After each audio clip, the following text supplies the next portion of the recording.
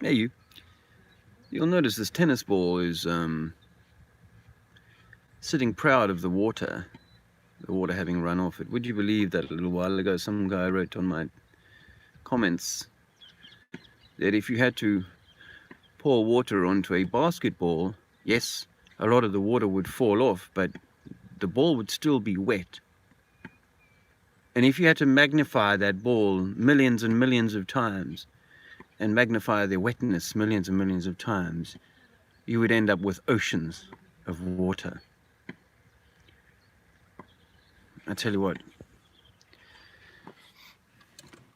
if you want an example of how dense we've become, you've got to read through some of the comments from people who think exactly what they've been taught. Or actually manage to come up with their own concocted version of this reality, even though the majority of their peers might say, no, that's not how it works. It's not that. That's not demonstrating gravity, because the basketball doesn't have a center mass great enough to actually attract water. So they would agree that it's just surface tension and moisture that's been held to the thing. Hey, hi Red Eye. Hope you're well. I titled this morning's vlog.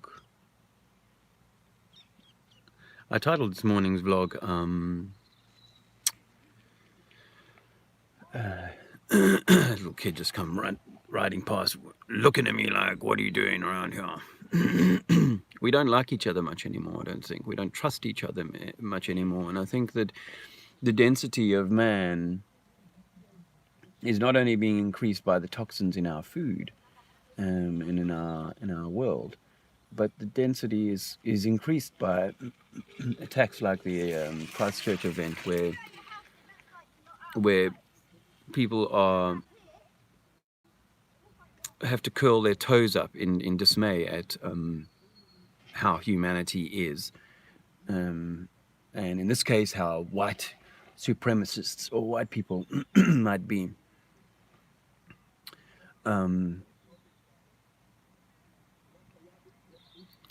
And I think that we hurt each other as a consequence of these events.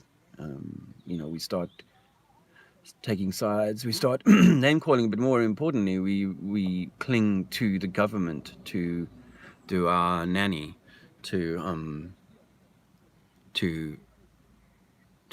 protect us, and to write more laws, and to try and rid the world of the sorts of evil that we've seen shown on our social media. I happened to catch a little footage of. I never watched the original thing, because I didn't really want to have those images in my mind. But I did, and I've seen some people say, "Oh, well, I've watched it. It's real, man. It's real." But I saw someone had put a few clips on, just two sort of 30-second clips of various things, and it was like, wow, that's meant to be real. The crisis actors sort of pretending to be wounded and so on. And I have to say, right back at the Bataclan, for me anyway, the Bataclan, I went back to that one at the time. It's like I was really out of the MSM kind of mindset, but I went back to Bataclan, and I was like, that doesn't stack up with what I've seen. The way that dead bodies lie, and the way that the bodies act, and the way that injured people act, and the way that those that are around that kind of gratuitous death act. It is sobering, and it takes days to kind of regain any sense of normal after witnessing death of a violent kind, or of any kind, but certainly of a violent kind. But density is low vibration, and low vibration is what this kind of activity brings to mind. And people are low vibing themselves into more controls and more or less kind of trust in the human condition. Oh, this is what we're like, this is what we like, so we need more rules. When people say to me, you say anarchy is a good thing, we say that's just leads to mayhem. It's because you don't trust your brother and sister anymore. And why? Sometimes for very damn good reasons, because there are people who are despicable scumbags who've turned out for whatever reason to be low vibe people, and they spread their low vibe activities and actions, whether that be through banking or battering people over the head with a kosh.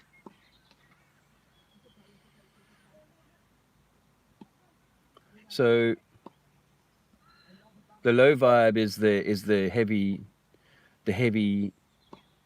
lower in the gut kind of thing, rather than the higher in the head and the, in the love and light. And I guess I've come under a little bit of, let's say, self-evaluation on the issue of love and light. And, I think about New Age, and I think about, how I balance what I think with the consideration that I am also programmed and I am also under a mind control spell. And how do I ensure that what I'm suggesting, what I'm thinking for myself and talking about is actually, is not itself a form of extension of the propaganda system. And I have to go. For now, I have to go to my heart and go, well, what does my heart tell me that we need to be doing? And I think that the system, the Q, and the patriot thing, and all of this is about. And you look at Alex Jones, because Alex Jones is a system puppet, so he's designed to kind of stoke the exact low vibing kind of self-loathing mindset, and it works. In some cases it works. You'll get people to pick up a stone and throw it. You'll get people to take a weapon out and use it. That's not in question. There's absolutely no doubt that kind of thing will go on, whether it be directly state funded, like through a military outlet, or through some back channel, or just some dude in a situation who feels like that's really his only recourse, is to take some kind of personal vendetta out on the system.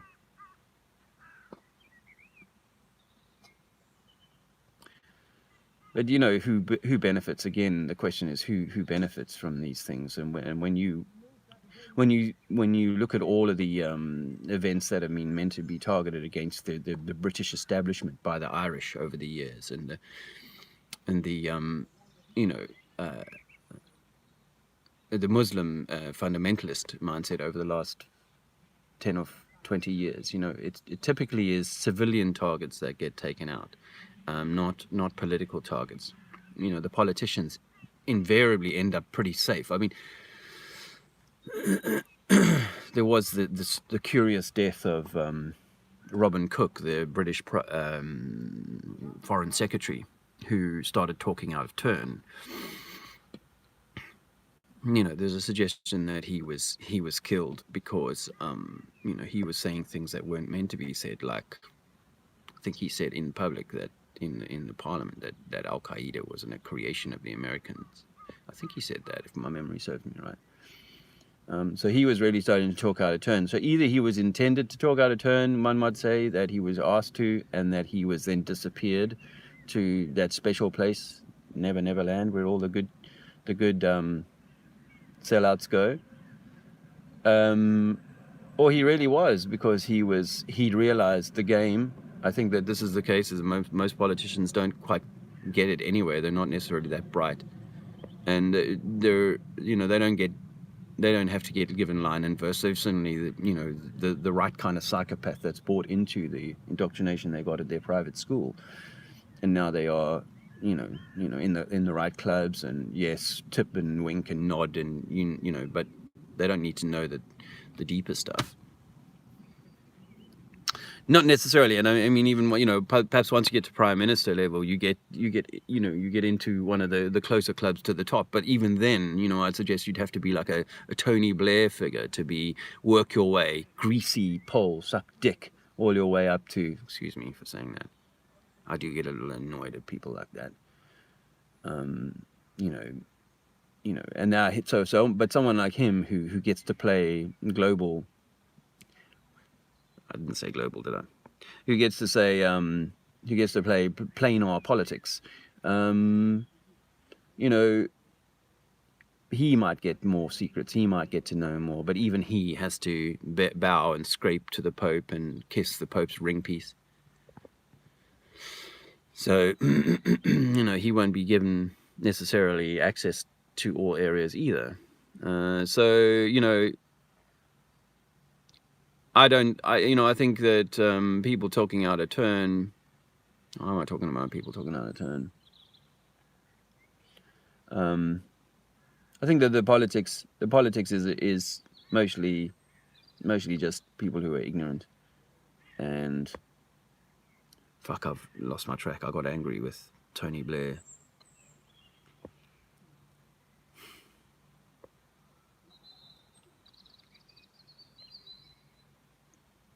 Andrea was reminding me this morning that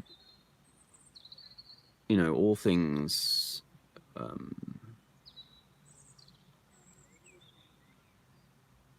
meant. That's what I was talking about. Hey, am I being too new agey, love and light and so on, and bright and beautiful, and not angry and fucking do something about it,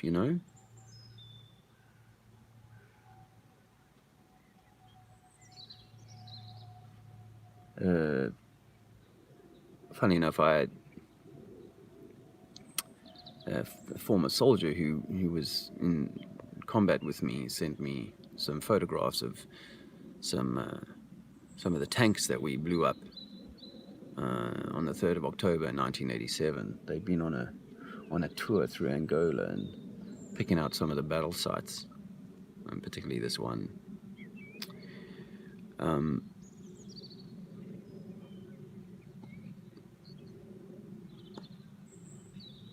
I'm not angry about that, I'm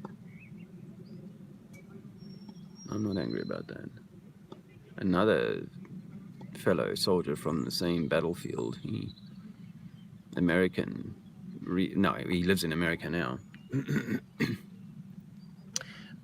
He is a Bible-believing Christian, and he sent me an interesting excerpt, which is kind of like what I've said before about, everything will be made known.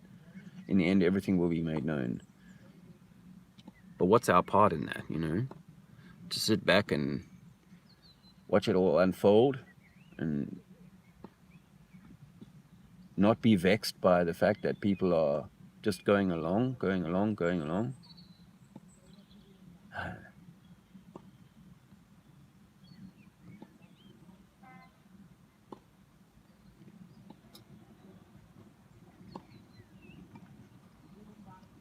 We were talking about how this Auckland Christchurch attack was going to curtail free speech. It was going to possibly have an impact on live streaming. It was possibly going to have an impact on, although I think that YouTube is obviously so valuable for people sharing cats and pictures of dogs and things like that. It's profitable in that way. They won't necessarily, remove YouTube altogether. It'll just be people who say certain keywords will be shut down and so on. And that might be the case, if I continue talking the way that I do. That could well include me. And people like me. So we are, working on a website that we will, build up so we can have a separate means of writing and communicating with folks. Because really, once the anger subsides, I'm fairly sure that, as I've said before, you can't go and bash down the gates of Parliament and insist that they do things differently. This entire system is rigged to run the way it runs, and I offer as my evidence of that the fact that they have the minds of the masses so easily in their hands. Because as much as you and I think that there are thousands and thousands, and there may well be thousands and thousands who are looking at events like this from a very different perspective, there are only thousands, whilst the millions are eating their sugary cereals whilst watching their breakfast TV, overpaid, repeater monkeys talking about the horrors of the world, and how we need to turn to our leaders, our wonderful leaders, to take stiff and firm action to protect all of us, our liberties and so on. And when they're saying they're protecting your liberties, they're absolutely taking them away from you. So we want to, we want to continue moving. Let's not work in this fear paradigm of, we've run out of time. The system is so corrupt and there's nothing we can do. I think there are things that we can do. There are changes we can make. I'm on Sun and Moon Group next Tuesday with Plane Permaculture, talking about permaculture on the plane and how we might do things in our gardens and do things differently to start to become more greater independence, to find greater independence of the system. Oh, hi guys, there's some folks. Is that Paul Robinson? Hi, man. Hey, Steve. Hi. I do wish I had this pair of glasses with the hi, Mark. Even we look low vibe to come. Is that what you meant to say? Good day, Ned Kelly. We need to learn to stop forcing our neighbor. Yeah, that's interesting thoughts.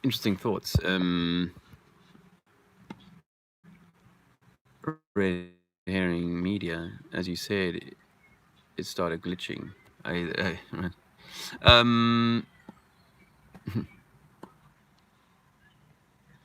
Telco shutting down entire websites. Yeah.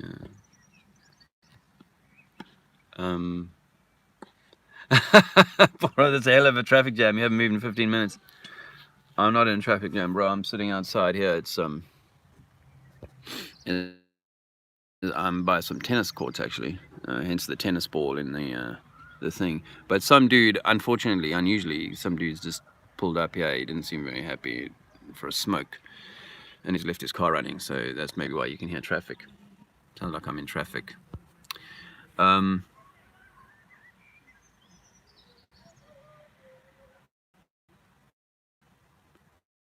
It's full moon today, guys, and I think we're meant to honor the moon. I think we're meant to respect the energy, or at least absorb, or take on board some of the energy. And apparently it's good to use this full moon to set down intentions for the coming period, and to set aside certain negative things that have been messing with you, to try and set them aside. I'm not saying that it works, but I do know that if this is an electromagnetic system, then the stars and the sun and the moon are energy sources that we absolutely should be availing ourselves of. If chemtrailing is a real thing, they're dusting the skies for a number of reasons. One of them will be to prevent electromagnetic transfer between those things in the sky and these of us down here. So that's that. It's also equinox coming up, isn't it? Tomorrow. Well, this 3-day period to the 23rd, from today to the 23rd, isn't it? The sun is right over the equator, or the equatorus, as I like to say, equatorus, the place where the torus fields meet or are equal. Um, I try to talk about that all on Sun and Moon, but I didn't get much love that time on that topic. And I was told at the time that, oh no, Santos Bonacci has done all of this. Well, the funny thing is just 2 weeks later he came out with a video. It's like, oh, that's sort of like what I was saying or trying to say. Don't take people to be gods, my friends. You know, none of us are gods in that way. None of us are without, you know, we're all learning. And, you know, something I saw with Santos Bonacci, because I found Santos Bonacci in 2015, and I found him to be a mine of wonderful information, incredible information I'd never heard. But at the same time, Santos is just a man like all of us, and you know, he is subject to his own ego, his own flaws, his own this, his own that. And you know, what I saw, Andrew used to hear me listening to Santos 2015, maybe 2016, and then I kind of stopped. But you know, she'd be like, why is this guy so angry, you know? And he used to be so angry at the ballers. I don't think he is now. You know, respect to the man for having kind of come a long way, but you know, he spent his entire life, built an entire legacy, if you like, on a ball. And he recalibrated himself in a matter of months. I was sort of watching him in real time as he was coming to kind of acknowledge this. You know, did I think then that, gee, this guy is such a spiritually enlightened guy that he's able to kind of take this information on board and sort of, you know, deal with it in a way that is spiritually enlightened? No, I did not. You know, he was a man who, you know, in my view, was taking longer than me to kind of come to terms with that. You know, don't get me wrong. I still, obviously, you've seen me in the street get annoyed with the ball boys, because when they're in your face, making you, you know, trying to make you out to be stupid, and you're trying to be nice and pleasant to people who have been chemically dumbed down and have been systematically indoctrinated such to a point that they are so ignorant as to the nature of their world, and yet they're getting to call you the dum-dum. You know, it gets a little annoying.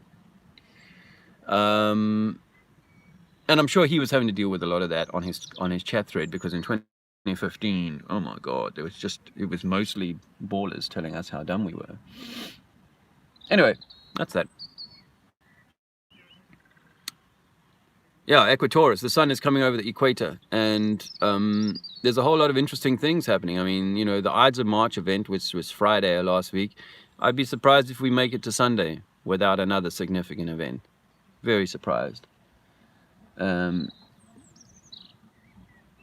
Possibly closer to home, but these things do sort of take a little rest, and then they, you know, get themselves together, and whoosh, you get a whole forest of fires.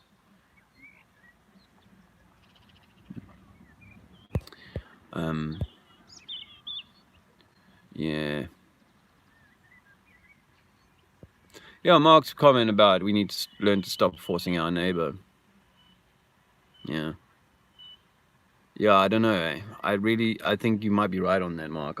You see, for me, if you look at the gatekeeping element of flat Earth, then all they want to do is bang flat Earth, bang flat Earth, bang flat Earth, and you know, don't get me wrong, I've been one of those people wanting to bang flat Earth, but if the gatekeepers are being paid to bang flat Earth, you've got to know that there is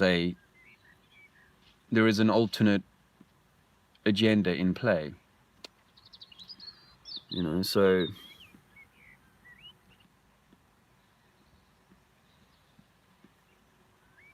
just chewing over thoughts here, you know, with you, and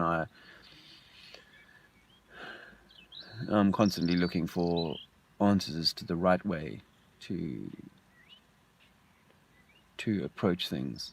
I don't have stickers outside my house, by the way. Yes, the Globe Light tour parked at my house last year, but one night. But I don't have stickers outside my house saying research flat Earth. I don't, but that's because I perhaps don't have the courage to have my neighbours point their fingers at me all the time and go, "He's the retard that thinks the Earth is flat.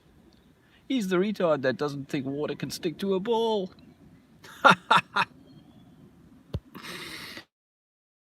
Hey. Anyway, yeah, I don't want to chat for too much longer. I don't have a lot of battery, and I'm really not, as you can tell, in the right frame of mind. I don't think today. Um,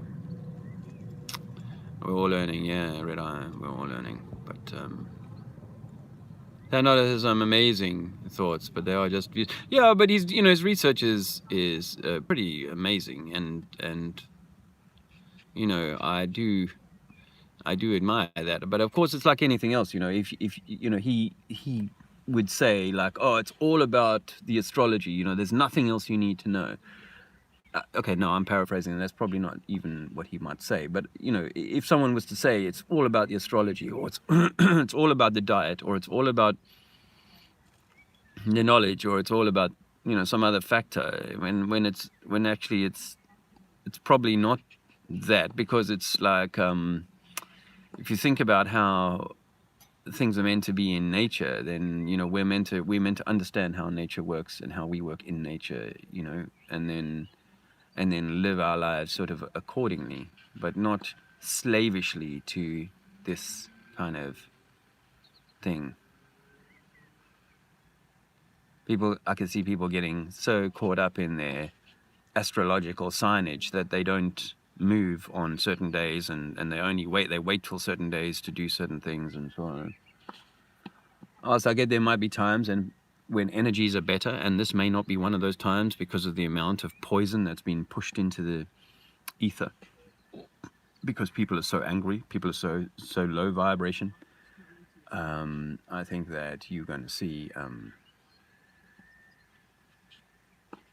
this is not a good time for those sorts of things. But again, is it all aligned with the stars, or are we being pushed in line with the stars? Are they using the energetic kind of moments and the portals of the sun and the moon and this?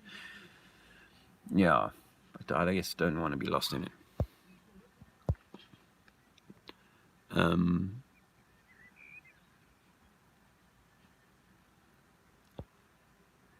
Yes, Steve, yes. I've been mindful of that. Steve talks about the moon cycle and the Christ oil.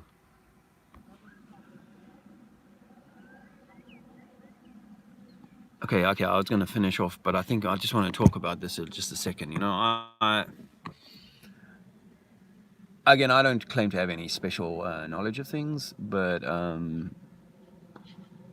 as I always used to say about Christianity, is that if it was true that Christianity was the only way to salvation, then it seems a little unfair on people that are not born into a Christian household or a Christian community. I used to say that to my mother, and I remember once saying, yeah, but missionaries have been through India, so you'd have no excuse not to have heard of the Christ story. That's a little bit convenient, Mom. To kind of offer it as that, and then you're saying, oh well, and thank God for the raping and pillaging of the Roman Catholic Church and the others, because if it wasn't for them, then they wouldn't have spread by dint of death and destruction and robbery and rape. They wouldn't have found Christianity or the Christ story. Well, for me, that's just not good enough. And obviously, when you look at who's been proposing or who's been pushing this Christian story all along, it's people who fall well short of a moral compass that anybody should be paying attention to. So for me, I am of the mind that the Christ is within us all, within each of us. But Dave Murphy was pretty critical of me for saying that, I think. You might know, allegedly, Dave is quite well known in the flat Earth circles, and he's come out as a what would be called a Hebrew Israelite, and it's a version of interpretation of or the I think the Book of Remembrance, or a certain book, or some kind of thing that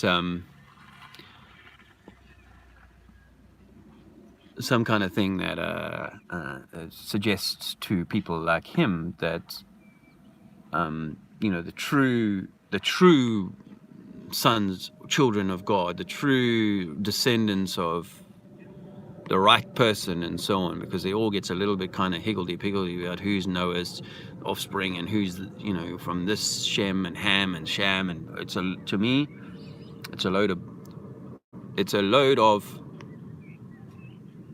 information that is just like a false flag attack. It's just loaded with misinformation, disinformation, cross information that doesn't kind of stack up, and it means that you can have 1,000 different religions spawn from the one book, because the interpretations and the myriad kind of complications of the story mean that you can interpret it and have it completely at odds religion coming out of the same book, or completely at odds interpretation of a religion coming from the same book. And I think Dave Murphy is saying that that the chosen people are black people. I think that he's saying that. And for me, it's like my Scottish neighbor, old man Jock Bruce, who gave me a lot of Bible study as a kid, told me that the Bible says that the blacks are meant to be our slaves. Now, I grew up in an apartheid South Africa, and of course they were looking to justify themselves. And I think, for me, if there's any truth in the Dave Murphy version, or it's not his version, but that version of history where it says, there's a 400-year period of enslavement that's going to happen to a group of people. Well, I don't know why it's not all of us. For me, I don't see, because I'm white, that I've not been enslaved by this system of usury, this system of governance, this system of religion, actually, or religions, all of them that have enslaved minds and bodies and souls. So why continue to kind of read it in that kind of racial way?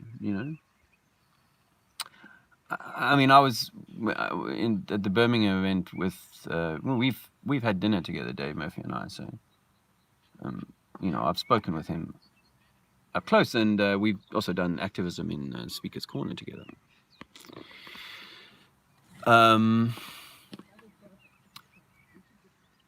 And back in a year ago at Birmingham, he said in his little spiel that on the Friday night, he said that many, I'm not sure if he said most, but many of the white people today were once black people. So I think what he's saying by that is that those people are included. People of white skin might well be included, but their skin color has changed or something. I don't know. I don't accept that. But and he talks about copper-colored people, which, by the way, I'm copper-colored when I'm given a little bit of sunshine. And I think most white people are copper-colored, although they might be talking about gingers. I don't know. Those are proper coppers, aren't they?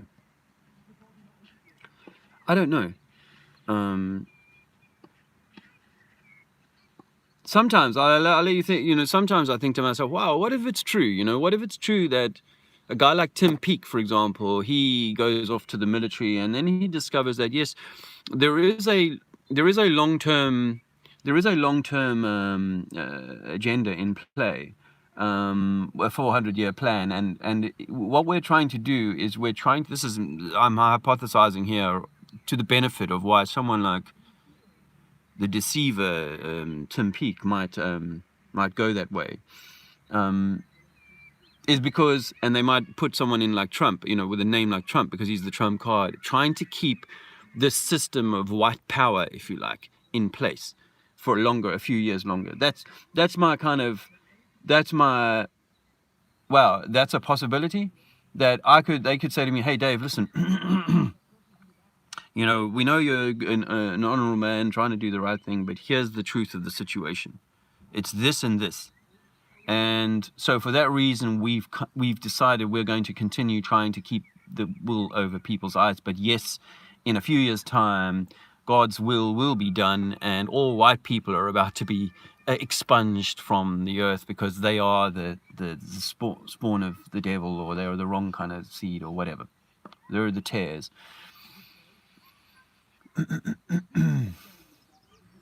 So I think about that and I consider whether that's a possibility, but it doesn't take me long to say, hey, but what do you feel in your heart? What do you actually feel? Do you feel like you are somehow less? Well, the system has forever tried to make people feel like they're less because of their skin color, because of their, religious or financial background or whatever. So am I not just playing in their hand and saying, okay, yeah, what? Us whites are responsible for subjugating those blacks. What he fails to acknowledge, in that kind of thinking, I think, is that, the Most High created us in the Most High's image, and we are not. That doesn't mean that, the Most High is a white European or a black African. And by the way, when it comes to black folk, there are so many different variations of facial structure and body size and makeup in the black community that it would be impossible to say there is a one look. So if it's like, oh, well, there's a certain skin tone that the Most High chose, but there's certainly not one nose or facial kind of makeup, or you think about the stocky sort of Ghanaian versus the lanky Kenyan, for example.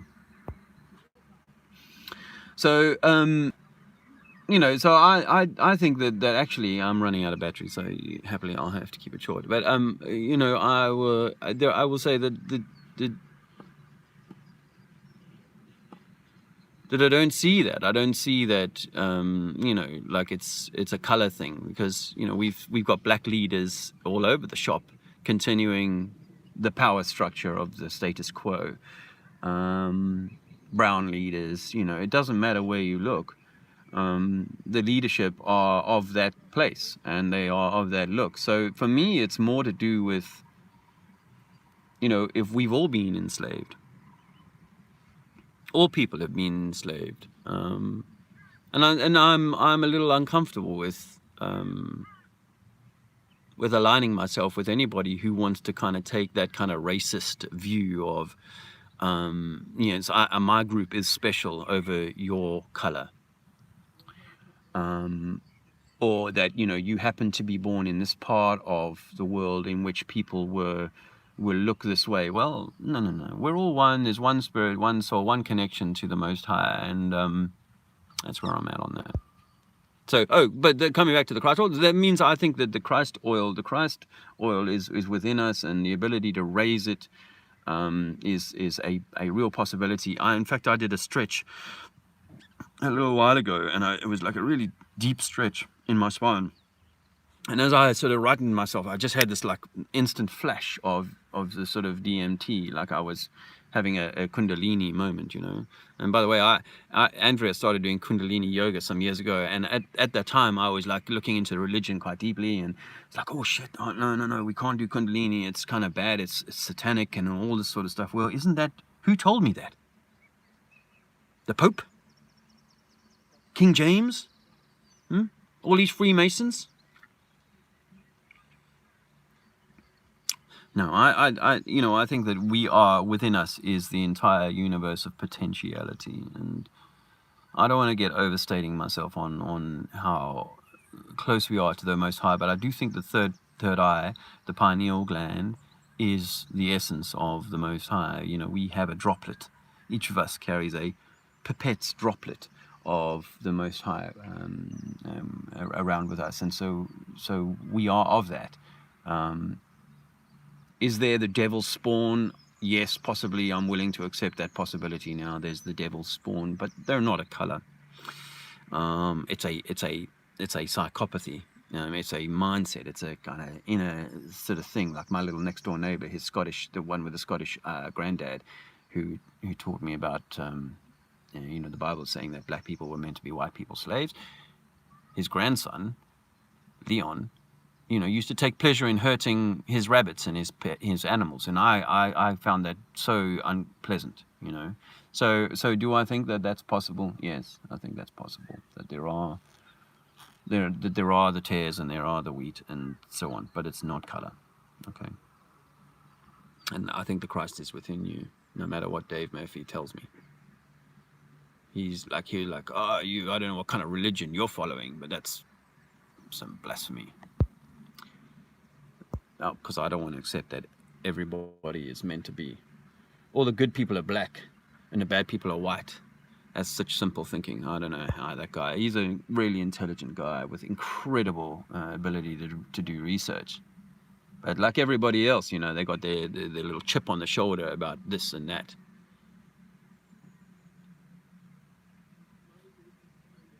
Why do black people feel so much more victimized than white people? Well, let me tell you, white people have been fucked with ever since the beginning of time, as far as I can tell, since we know with. So I don't take any special pleasure or place for being a white guy. Oh, blacks were treated terribly in South Africa, and whites were made to go to war. They had to give up 2 years of their life by law. Not, you have to carry a license around with you, which most people do now anyway, but which is what the black people had to do. They had to carry ID, and they were treated terribly. But we had to go to war for 2 years, or we had to go and give up 2 years of our life at least. In fact, it was 4 when you counted the post, you had to do camps for years afterwards. And of course in Europe, well, most of Europeans have been affected by World War I and World War II. Who was made to fight those wars but the white people? So and they didn't fight those wars because they're evil people, by the way. They fought those wars because they were propagandized. Hutu, Tutsi, all of them propagandized into massacring their brothers and sisters. So it's not really about color. If you're thinking, oh, I've got special privileges or special, pain because of my skin color and so on. Well, that could be true depending on where you live. But we had a brown skinned doctor from Zimbabwe, and here in England, and he said to me, Dave, I'm going back to Zimbabwe because life is so much better for me there. Because although in Zimbabwe there are people who are treated poorly and who are living well below the breadline, there are plenty of people who are doing well. And sometimes the darker the skin, the better well off you are. So it's and the same in Johannesburg. If you look around Johannesburg, most BMWs, the majority of BMWs now are flash cars are driven by black people. So it's possible to you know what I mean? All of these things work in any color hue. You get white people to war, black people to war. White people to stand over their white and black brethren and earn more money and command them to do this on behalf of the corporation. And black people will do it too. Yeah. So it's no special favors here. I've got to go because my battery is gone below 10%. Grow love. I like that. And I'm sorry that this stream has been a little bit devoid of the love and a little bit kind of, I'll have to make up for that. Because once we get through the anger, we are meant to find love with each other. But we need to say these things. We need to be able to speak out. And we need to call out this kind of nonsense of separatism. I mean, I accept there might be the wheats and the tares and so on. I can't say against that. But if you've got love in your heart, then you know that every one of us is meant to be finding that too. Every one of us, if you're a wheat, okay?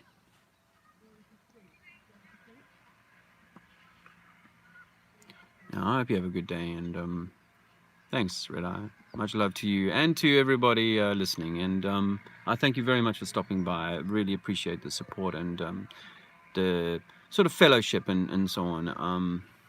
I really do need to do more to bring people together. I'm sorry that I haven't pulled the Truth Talks thing out again for London. I'm vexed a little bit about how to move forward with that. But trust me, I'm in this, and I am alive to making this world a better place, and to doing, not sitting on the sofa and watching bullshit TV and so on and letting it all happen around me. We need to participate. We need to stand up and be heard.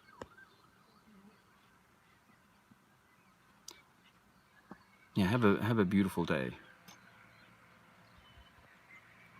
Have a beautiful day. And I'm sorry I didn't convey too much love today. Something to do with the moon. I'm just maybe shedding some of the things I need to shed. Let it go. The moon's coming. New moon's coming in about 15 hours. So hold on to your trousers.